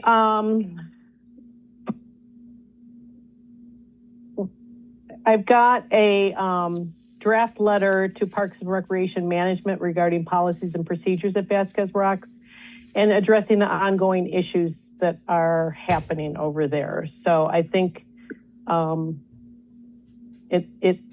it's something that we need to not ignore. And my suggestion is to send it to Kim Bosell, who is the Natural Areas Administrator over the natural areas, about the community concerns of what's happening at Vasquez Rocks. Okay. All right. So has everybody had a chance to review that letter? And if anybody has any concerns or wants to add to it or take something out, now's the time to bring that up. No, I think it's great. But I also don't think that horsehair should be categorized as debris. Yeah. We all have hair. Well, I think that, there's the law, and then there's the spirit of the law. Yeah. And I think that's, we requested, as far as I can recall, and I think it was mentioned in the letter, we requested any details, ordinances, or regulations, laws for a good year and received nothing. So I think I went over the letter, and the letter looked fine to me. Cliff, do you have any comments on it? Yeah, I've looked over it, and I cannot support it based on the format that it's in currently. Okay. I've read through a couple areas that I have, significant concerns about the accuracy, the focus on the horses, there's several areas I would like to see updated, changed, or addressed because, you know, these are our parks, and I support anybody that goes to the parks, but there's things in here that I disagree with. And you know, I watched the video of the comment about the brushing of the horses, and the people involved were not. They weren't caring that. Hey, why is this an issue? What can I do? Can I collect? If I'm going to brush my horse there, can I collect it and as much as I can? Can we work together to come to a compromise? And to me, it's like, I think overall it's done very well, but there's portions that are significantly a concern of mine. Okay. Do you want to discuss those here? Yeah, let's go through that, and if we can modify it, let's do that. Yeah, definitely. Okay. So in the first paragraph, it says it's the park is being replaced with a more hostile, uncooperative environment towards equestrian users. I think that's I haven't seen any hostilities. I'm not there firsthand dealing with it on some of these things, but I've read through some of the letters and have heard about Facebook comments, and I saw the video, and I think it's too focused, and I haven't seen hostility. Maybe I've seen somebody trying to enforce rules, maybe over zealously, but I wouldn't say that it's hostile. Okay. All right. Any other concerns? Okay, let's if I let's see. Uncooperative environment, I'll take out hostile. I don't know about uncooperative. I mean, I'm not firsthand with it. It's just from everything that all the correspondence that I've read, I didn't see hostility. I saw a lot of opinions and a lot of there were one of the letters, it was somebody was ruminating about what they were going to experience before they even got there. So it's kind of like, you know, it's both ways, right? I mean, there's regulations, there's rules, and then there's also being realistic, and there's got to be a balance. And I agree, horse hair is natural, but if I go out there and brush 100 horses, now we got a mess. Right. So, but do you think they have 100 horses? I mean, that go down. No, but I mean, think about it. I mean, Cindy brushes our dog, and I look out there, and there's dog hair all over our side of our house, and well, I see it. You do that a bunch, and you're going to have in a county park, you're going to have that. And I think, Cliff, you just need to understand from an equestrian point of view, the majority of grooming of horses is done at the home. Exactly. And on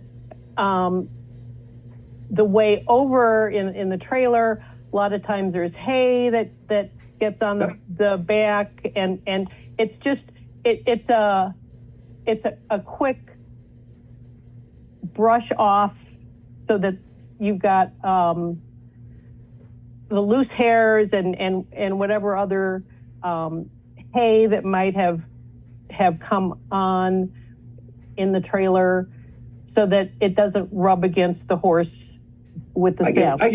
I get that. It's more of if it's like the park should be like, hey, can you kind of collect and catch what you're brushing? And the horse owner should be like, can I do a little better than just drop it all here on the ground and take off? And like you said, the volume, I don't know what the volume is, but it's like, you know, it's I think there's every story, there's two sides, and that's all I'm saying is it needs to be cooperative between Mary, all parties.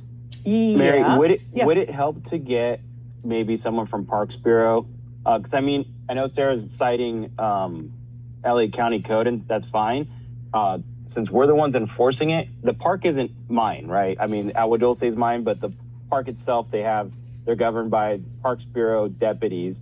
If I can get a sergeant or something to come and maybe answer some of your guys' questions. As far as the LA Code, it's like the tax, like LA County Code and penal codes are like tax code.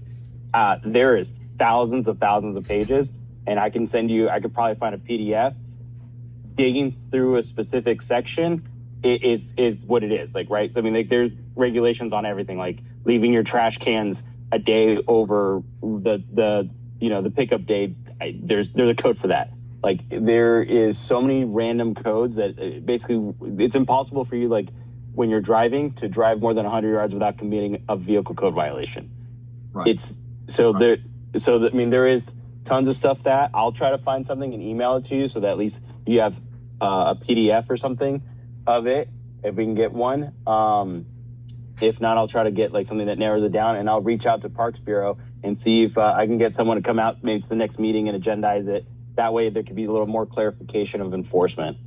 Okay, that's great. The only thing is, Orlando, that this letter is directed to the person that's in charge of the parks in LA County. So I think, and we Oh, sorry, go ahead. Yeah, we've tried to have a cordial consensus gained between the county park and the community. And we tried for a year to have them send us the ordinances that were in question. This all started when we had some rain, and all of a sudden there was a 5-day delay where you couldn't take your horse in the rock for 5 days. Then we had some more rain, so that 5 days grew to 10 days. That's how this whole thing started. We wanted to have an across the table meeting where it would be a civil meeting where we could discuss the concerns, and that did not take place. It turned out, that particular meeting turned out very hostile from what I hear. I wasn't present, and I'm glad that I wasn't. But it seems like we have tried to find out the core of these issues, and it's gotten to a point to where a letter of some type needs to be given to the person to find out, like you say, it's great to find out what these ordinances are, but again, there's the law and then there's the spirit of the law.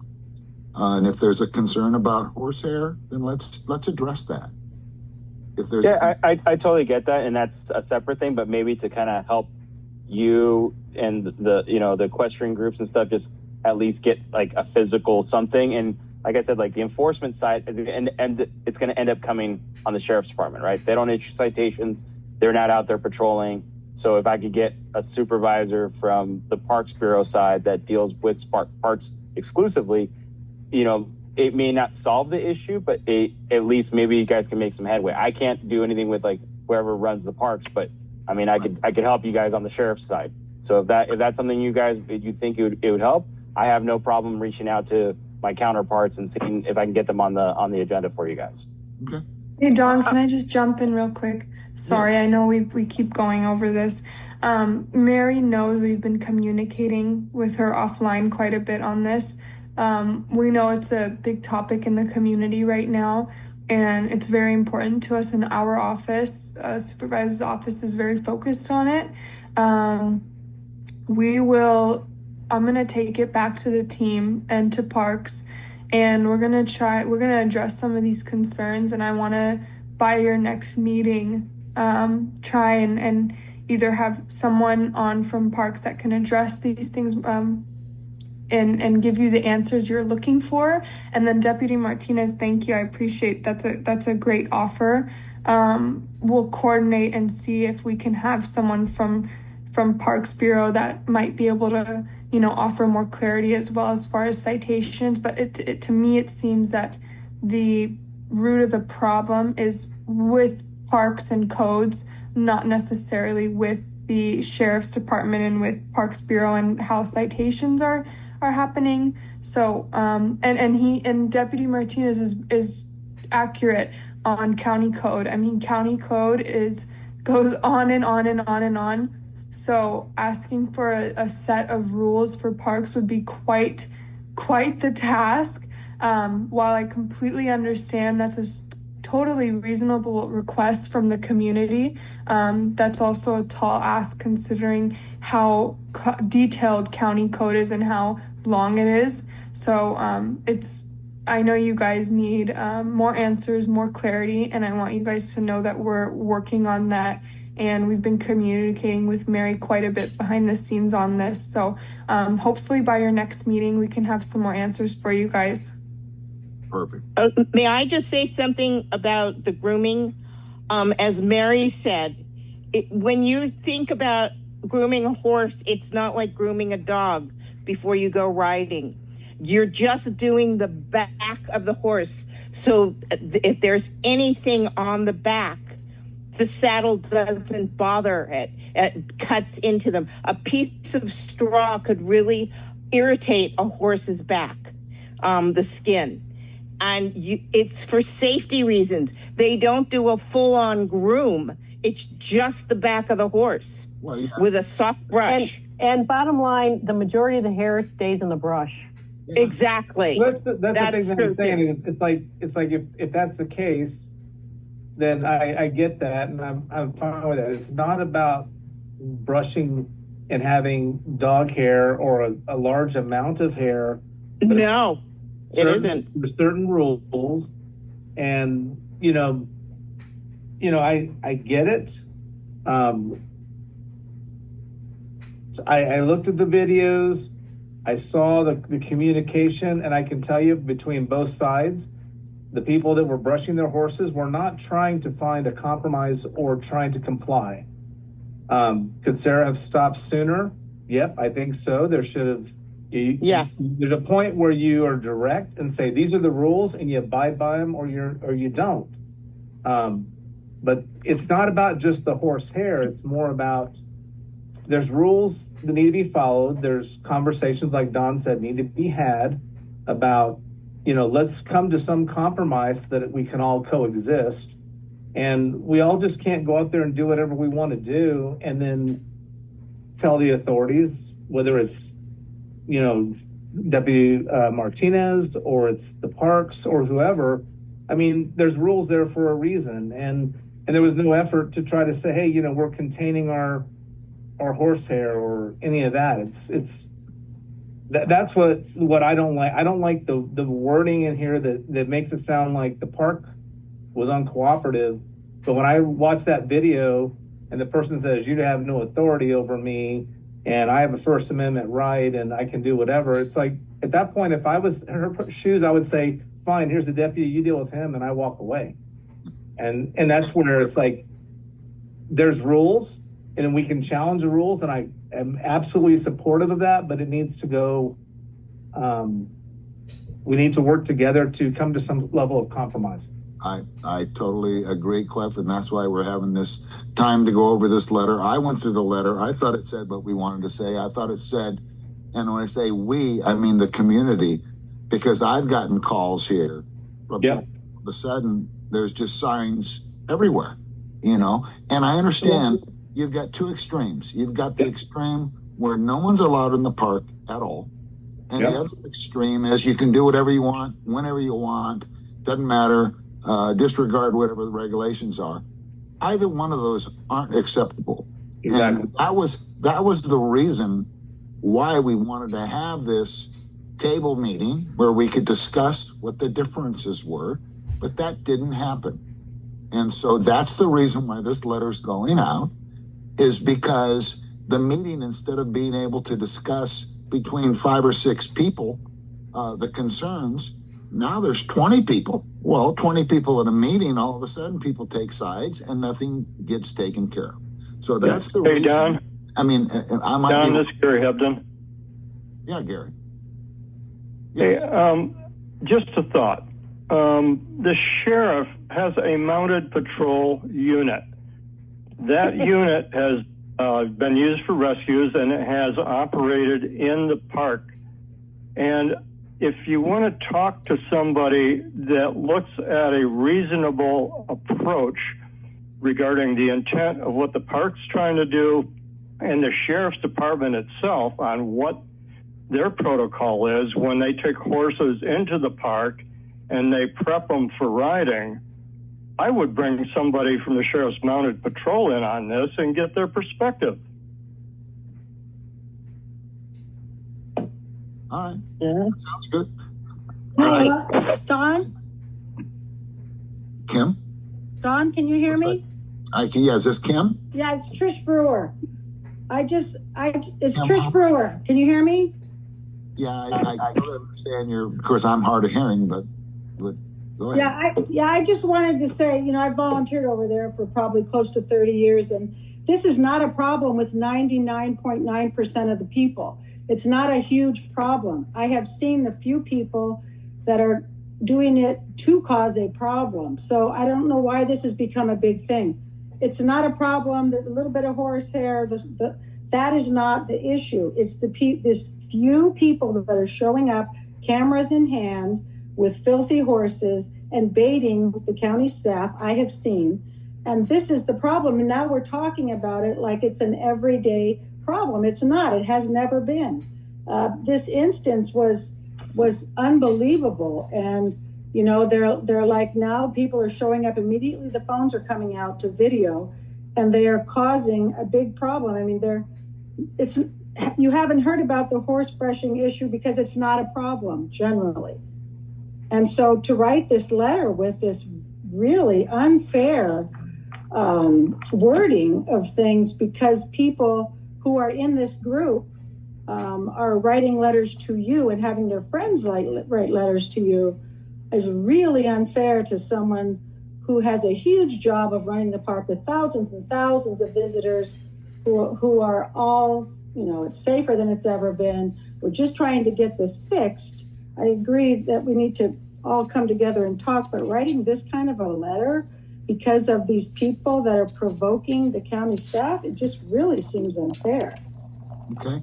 So does it seem unfair that these are the concerns that the people have? That's my question. I get that these people have the concerns, but the wording in that letter, and why aren't they like he said on that video? Why aren't they talking? Instead, the gentleman kept brushing the hair right into the face of the county employee. It's not, they don't want to solve the problem. For most people, there is no problem. There is a small group of people that don't want to solve the problem. They just want to do what they want to do. And that is the problem. You hire someone to do their job, and then they're trying to do the best at their job. Maybe they need to do some things different, whatever. And then you are running and doing all this. It just seems so mean and so personal for someone who's just trying to do the job. And it's not like 99. I mean, I'm over there all the time. It's not most people, but it's coming to look like it's most people. And it's not an issue with most horse people. Yeah. Well, then, and that's where Cliff, we're concerned about some wording. Mary's looking at the wording, seeing how can we change that wording. But still, the concern is the people that are concerned about what is taking place at the park, they deserve to have their concerns heard. Absolutely. So that's the whole purpose of this letter, is to find out what, is it what they've always done there for the last 40 years, they're all of a sudden not allowed to do. And if that's the case, fine. But is it one individual that's making up these rules? Is it 30 people? I mean, I heard that they decided to redo the trails 3 years ago. Well, why in the world they didn't consult someone from the horse community is beyond me. That would be a way up county person. This letter is addressing like the local superintendent. That she would have nothing to do with picking, there's trails people way up there. And the people, that are having the problem, that are a lot of them writing these letters, have never even had an issue over there. And the ones that I have seen that have had an issue are very, they're provoking, they're angry, they're trying to be a problem, and it's such a small group of them. Well, and they're not going away is the problem. Right, but it's a shame that they would, want to determine everything for the mass majority of people that are enjoying the park. That's a shame. Okay. Yeah, for me, Don, there's basically two areas: the first paragraph and then the paragraph regarding harassment of equestrians, where she approached a couple without any clear explanation of a policy, told them brushing their horses left non-native debris. That's contradictory. So she's telling them it's non-native debris. And then the situation escalated unnecessarily, saying that Sarah did that, which I disagree with. I think the gentleman was doing plenty of his own escalating. And then the couple were not being cooperative, in my opinion. They were not saying, what do we need to do to brush our horse and not in the park? Okay, how about those are my critical things. Okay, I get that. So how about if we just say, is brushing a horse against county policy? Yeah. Hi. That type of stuff. Hi, everyone. Take it off the person and put it back on to, they were brushing their horse. She addressed them. They addressed her. Keep it more neutral. I mean, instead I can do that. And in fact, I can, I will take a good look at this and take out anything that I think might be emotional or bias. How does that sound? Emotional. Yep. and to make it more matter of fact, neutral. Yeah, neutral, and this is what happened. Exactly. Take the emotional out of it. One last thing, just one more thing. Huh? Can I just say one more thing? I'm sorry to interrupt, but that particular instance was in the spring, and the horses were shedding heavily. It wasn't just someone with their horse. It wasn't someone just brushing their horse.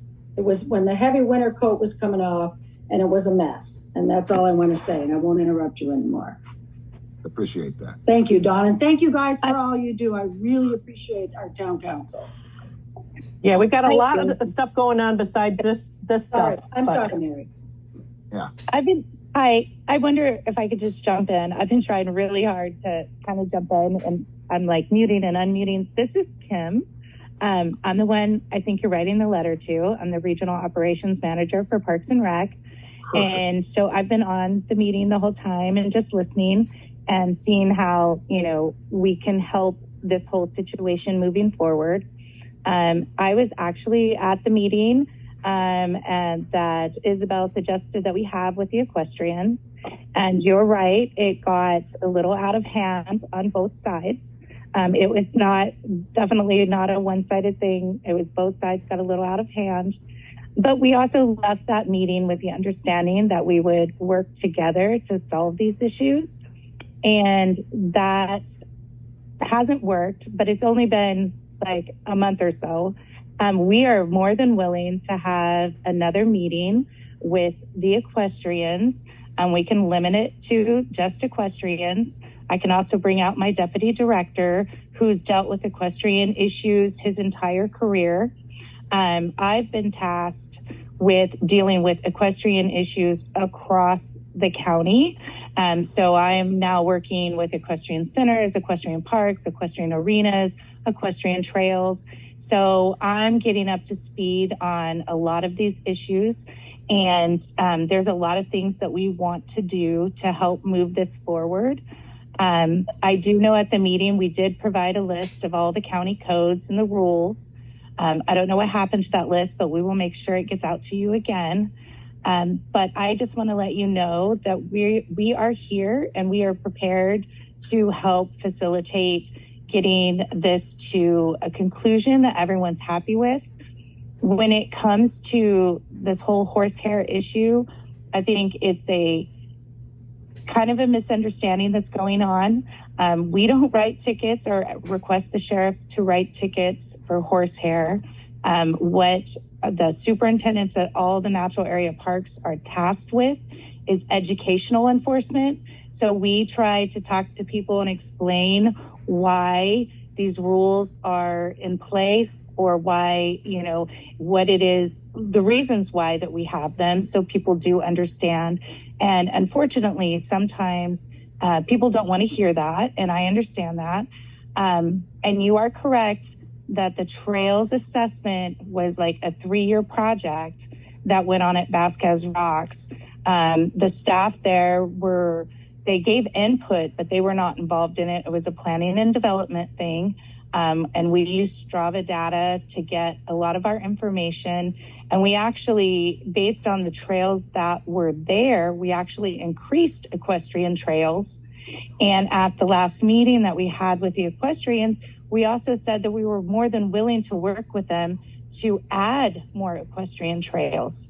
And so I just want to put that point out there that we are more than willing to work with you guys to make sure that these issues get addressed and that we can find some common ground that everybody will be happy with. Well, maybe not everybody will be happy with, but we are looking for the common ground in all of this. So I just want to put that out there. And yeah, I look forward to your letter, but do know that, you know, the first thing we will do most likely in my response is suggest that we schedule a meeting so we can, you know, talk about all of these issues. Okay. That I think is what the equestrian people would like to hear. And I appreciate you being here at the meeting, Kim. You know, it's something, and it doesn't want to come across as a personal attack, but it wants to come across that these are legitimate concerns. And I think we want to, you know, if it's something where, you know, as far as the rain's concerned, all the different county agencies that I'm aware of have an amount of rain that is required to kick in a particular situation. I mean, the other day we had sprinkles. Well, is that considered rain? I don't know, but it seems to me like there needs to be some measurable amount. But my suggestion is if we take the whatever, like Mary says, whatever emotional wording there is that's in this particular writing, Cliff, that was your concern. Will that be agreeable to where they can understand what our concerns are in letter form rather than having a meeting that goes awry? Yep. I agree. Maybe a meeting with just the equestrian people by themselves would be helpful. I don't know. I mean, we were hoping that the last meeting we had would turn out fruitful to where, you know, obviously neither side is going to get 100% of what they're after, but an agreement is something where each side has to give a little, and then you come to a common ground that makes sense. Let's agree. It makes sense. So I can agree with that, Don. I think that, I mean, really the town council's here to be the voice of the community. This complex of an issue, I think it needs to be taken offline with the group of the people that have, you know, a horse in the race, so to speak. And, you know, like you said, we can't please everybody, but everybody needs to have their voice heard. And we also have to think about what we do for one community of one group of people in our community. We have to be willing to do that for the other group of people in our community. And yeah. Hey, if they're willing to come to one of our meetings, or if they want to solicit one of our committee chair people, that I'm all for that. That's what we're here for. Yep. You know, and so it's something where, you know, everybody has a say, and I think that's the main concern. It looks like Cindy's had her hand up there for a while. Cindy? Yes, thank you, Don. Kim, I would just like to request, could you put your email in the chat for the group, please, in case anybody would like to contact you via email? Yes, absolutely. Let me figure out how to do that. Thank you. Uh-huh. All right. Okay. Thank you all. So, I appreciate you. Thank you, Kim. So yes. Cliff, is there any of these sections that you feel need to be taken out, or just some of the wording needs to be a little bit more gentle? I think you know, I don't want to excuse me, I don't want to nitpick anything. To me, the section regarding the harassment of the equestrians, you know, based on the video, I would say that section needs to be softened. And then sure, not so pointed at hostile, that it's a hostile, being replaced with a hostile environment. I don't think that's the case. I think it's more of, it's a change. And sure. Yeah, so I mean, the rest of it is just semantics, I guess. I mean, when you talk about Easter egg hunts and stuff, you know, that seems reasonable, but we also know that Easter egg, fake grass and plastic eggs that are left behind. It's kind of like, why do they have these rules? Who's cleaning up the mess after us if we come in there and do whatever we're doing in the park? So, but to me, it's more of, let's remove the bias, if there's any bias, and the rest, I think, should be handled between the county and the equestrian groups that are experiencing the challenges. I just think it's important that we get something in writing to Kim so that she knows specifically. Yeah. I mean, this I agree. If we had a better engagement with the equestrian and park management meeting, we wouldn't be here. Exactly. But because that just blew up, and I will use the word hostile for that meeting because it got hostile. Is that in the beginning paragraph? No. That was the lack of community engagement for the equestrian meeting. That's fine, yeah. That meeting was hostile, but that seems factual. But we know that. Okay. But the rest of it, I can definitely massage the language in this. I just wanted to make sure that there wasn't a section or something that should be removed if you feel that need.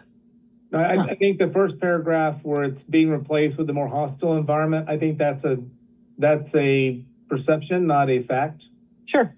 I think in the harassment of equestrians, I think the fact of who was right or wrong when the conflict between the park. Yeah, that I can make that. That needs, if you get rid of those, I think it's fair enough to say the county and whoever else can decide what level of input that we should have and they should have, and there's going to be sometimes they tell us this is what we're going to do and we have to deal with it.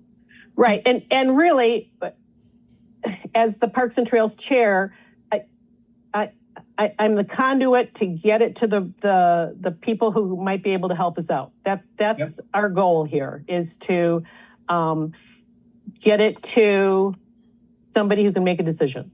Yep, and I support that. And resolve that, so. And I think what we're all looking for, again, is unity in the community. I think we've always shot for that. And I think that's where we can get over this hurdle. Yes. To be able to give Kim a chopping list as to these are our concerns. From that point, she can take them and she can say, well, we're concerned about that too, and here's the reason why. I think that basically everybody's trying to be reasonable. So it's just a matter of what will work for this community, what will keep the equestrian group still inspired, because they're proud of the Vasquez Rocks. I mean, it's something where that's part of our community. So I think this letter needs to go out, needs to be toned down. And if we can accomplish that, it's going to give Kim something to work with. And we look forward to we look forward to diffusing this to where we can be a community and go on enjoying what time we have. Is that fair enough? All right. Fair enough for me. All right. So, with that being said, who would like to make a motion that we send this letter as amended and changed and diffused to Kim, so she has something to work off of? Does someone want to make a motion? I'll make a motion. All right, Catherine. Do I hear a second? Mary will second. I will second. All right. All those in favor say aye. Aye. Aye. Opposed? Okay. All right. Sounds good. That's. Do you guys mind also CCing our office? You are on it. Okay, good. Isabel. Yes, you're Thank you. Yep, you're on. Thank you. Okay. And I appreciate Isabel and Kim both being here and sticking it out, because your input has helped us shape where we're going forward from here. So I appreciate that. Yeah, that sounds good. We can all. Absolutely, anytime. In the words of Rod. Thank you guys for your patience. Yeah, that's what it is. Okay, so let's see. Oh, water stewardship. Hey, we need more rain. I think everybody's doing good right now as far as the wells are concerned. But as everybody knows, or most people know, ones that have lived here for many years, August, September, and October are when wells are at their low point. So things may look great right now, but we've got to wait and see what happens come end of summer. But that's, and Ways and Means, Scott's not here. So disaster planning, Gary's here. Gary, now's your moment. Hey. Yes. Yeah. Well, I just want to say that I submitted a flyer that talked about the details of the ham radio field day coming up on June 28th. Yep. Mary looked at the flyer. She was gracious enough to forward that to your insurance carrier and get back to me like right away with certificate of insurance and the necessary documents that I forwarded to LA County Parks and Rec now. And they accepted the documents and said those are good to go. So I wanted to thank you, Mary, for working that, first of all. Good. Cool. Okay. You're welcome. Thank you very much. And then along that line, we've been working with Eric Bozeman, who is, I guess, my interface on the reservations for, I guess, various parks in the LA County area. And we worked through all the hoops. It's a lot of red tape now working with LA County. And it was explained to me why. And I guess, you have to look at two sides of the equation when you're looking at renting land out. And then from the user standpoint, we've been paying taxes on that. We should be able to use it with as little pain as possible. So we're working that issue right now. But the rates, last year, we used 2 people or 1 person for 2 hours to basically open the facility up, give us electricity, and open the restroom, and then do the same thing at the end of the shift when we got done with the day. And they charged us $41, which I felt was reasonable, actually, for the services provided.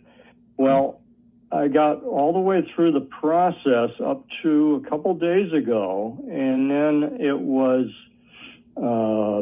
relayed to me that the charges for the same pavilion, which is the large pavilion in Acton, was no longer $41. It's $241. So that was a shock to the system, since we're a not-for-profit committee. We're working under the town council, and we're promoting community awareness on how to get your ham radio skills, how it helps in disasters. I placed it into the disaster planning bucket. And basically, it's all volunteer labor. We don't charge anybody anything for what we're doing. So I said, we can't afford that. We're a small organization.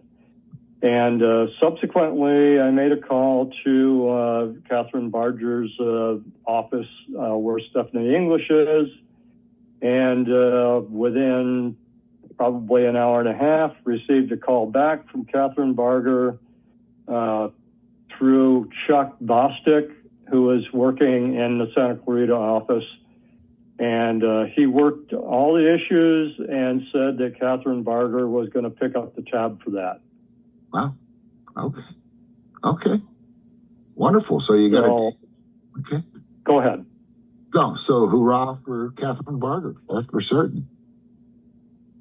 Yeah, I was very impressed with the response and the fact that they were willing to go to bat for us and stepped in the gap.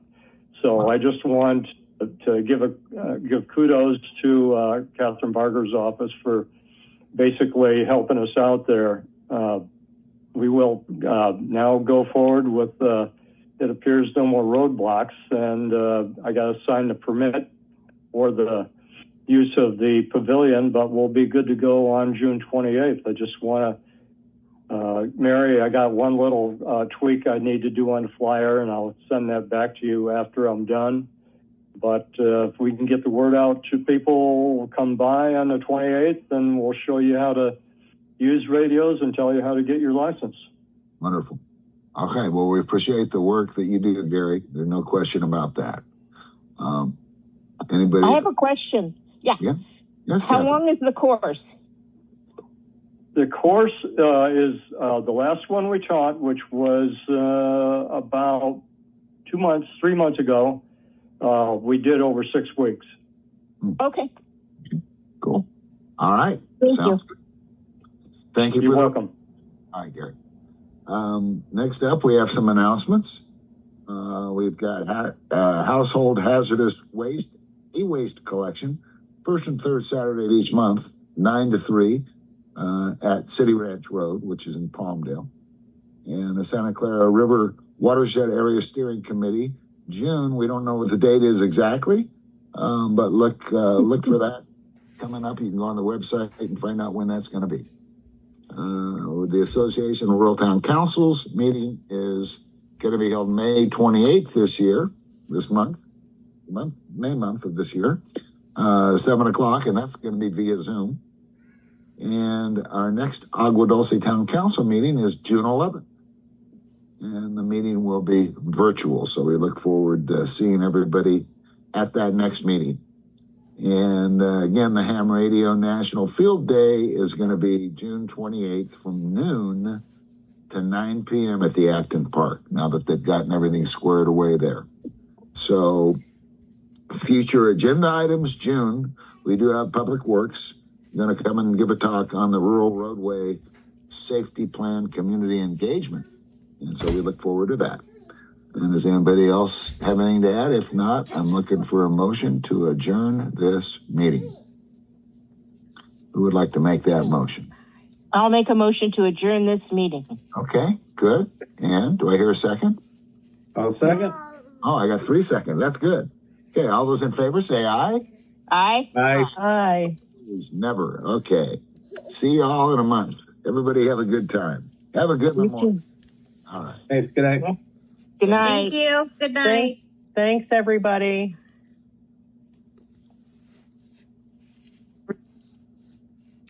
Thank you.